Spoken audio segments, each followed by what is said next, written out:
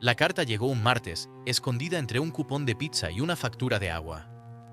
Era un pergamino grueso y cremoso que parecía fuera de lugar en el pequeño y fluorescente apartamento de Arthur.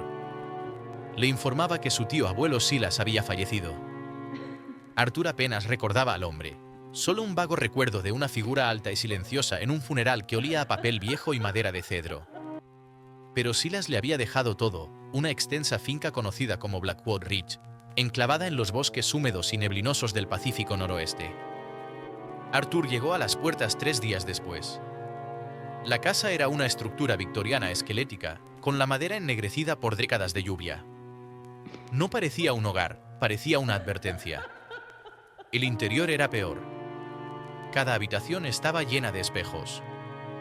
No solo 1 o 2 en las paredes, sino docenas. Espejos de mano en las mesas laterales, espejos de cuerpo entero en los pasillos. Incluso el techo del gran vestíbulo era un mosaico de vidrio reflectante. Mientras Arthur se movía por la casa, su reflejo lo seguía desde 100 ángulos diferentes. Sintió una sensación extraña y vertiginosa, la sensación de que no solo caminaba por una casa, sino a través de una multitud de sí mismo. Para la segunda noche, el silencio de los bosques comenzó a crisparle los nervios. Se sentó en la biblioteca, intentando leer a la luz de una sola lámpara. La habitación era circular, rodeada de estantes de roble oscuro y, por supuesto, 3 espejos macizos detrás del escritorio. Arthur levantó la vista de su libro. En el espejo frente a él vio su reflejo. Estaba encorvado, tal como él. Pero cuando Arthur estiró la mano hacia su vaso de agua, su corazón dio un vuelco. En el reflejo, su mano no se movió. Arthur se congeló. Miró fijamente el vidrio. Durante 3 largos segundos, su reflejo permaneció inmóvil, mirando el libro que Arthur ya no estaba leyendo. Entonces, lentamente, el reflejo levantó la vista. Miró a Arthur a los ojos. No sonrió. No gritó. Simplemente parpadeó. Arthur salió disparado de la habitación, con el corazón golpeando sus costillas como un pájaro atrapado. Corrió al dormitorio principal y cerró la puerta de un golpe, echando la llave. Evitó el espejo del tocador, lanzando una manta pesada sobre él antes de desplomarse en la cama. Se dijo a sí mismo que era el agotamiento, el aislamiento, la forma en que la luz juega trucos en una casa vieja. Pero mientras caía en un sueño inquieto, escuchó un sonido que le heló la piel. Trink, trink, trink. Era el sonido de una uña golpeando contra el vidrio. No venía del tocador. Venía de la ventana. No miró. Enterró la cabeza bajo la almohada hasta que salió el sol. El tercer día trajo una niebla pesada y sofocante que borró los árboles del exterior. Arthur intentó irse, pero su coche no arrancaba. La batería estaba agotada, aunque sabía que no había dejado nada encendido. Estaba atrapado. Pasó la tarde buscando una caja de herramientas, pero en su lugar, encontró el diario del tío Silas escondido bajo una tabla suelta del suelo en el estudio. Las entradas eran frenéticas, la caligrafía deteriorándose en un garabato irregular hacia el final. «Están cansados de ser sombras», decía una entrada. «Vigilen, imitan, pero el cristal se está volviendo más delgado. Silas, tonto, dejaste que te vieran parpadear primero. Ahora saben cómo salir». La última entrada tenía fecha de 2 días antes de la muerte de Silas. Era solo una frase, escrita una y otra vez hasta que la tinta traspasaba el papel. «No dejes que se apaguen las luces». Arthur revisó las alacenas. Encontró una caja de velas de emergencia y 3 linternas. Pasó las horas de luz restantes alineándolas en la isla de la cocina. Mientras el sol se hundía bajo el horizonte, la casa comenzó a gemir. Los espejos parecían zumbar con una vibración de baja frecuencia que Arthur podía sentir en sus dientes. Encendió las velas, colocándolas en el centro de las habitaciones, creando pequeñas islas de luz en la vasta y rastrera oscuridad. Se sentó en la cocina, sujetando una linterna. Vigilaba el reflejo en el cromo pulido de la tostadora. Vigilaba el reflejo en la ventana. Alrededor de las 11 de la noche, se apagó la primera vela. No hubo corriente de aire. Ninguna ventana abierta. La llama simplemente se desvaneció, como si fuera pellizcada por dedos invisibles. Luego la segunda. Luego la tercera. Arthur encendió su linterna.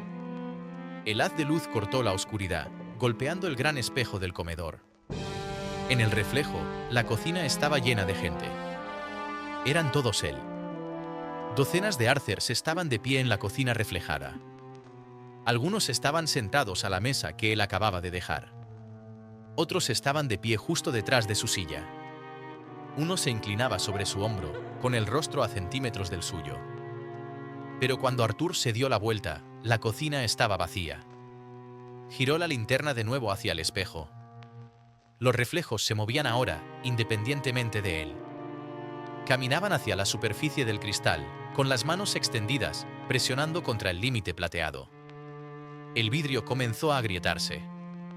No fue un estallido agudo, sino una fractura lenta, como una telaraña. ¿CRRRAC? Arthur retrocedió, tropezando con una silla. Corrió hacia la puerta principal, pero cuando su linterna pasó por los espejos del pasillo, los vio, los otros Arthurs, saliendo de los marcos. No tenían sombras. Y no hacían ningún ruido. Se movían con una gracia fluida y enfermiza, sus extremidades ligeramente demasiado largas, su piel del color del plomo sin pulir. Estaban entrando en su mundo, y mientras lo hacían, Arthur sintió que él mismo se volvía delgado. Miró sus manos. Se estaban volviendo translúcidas.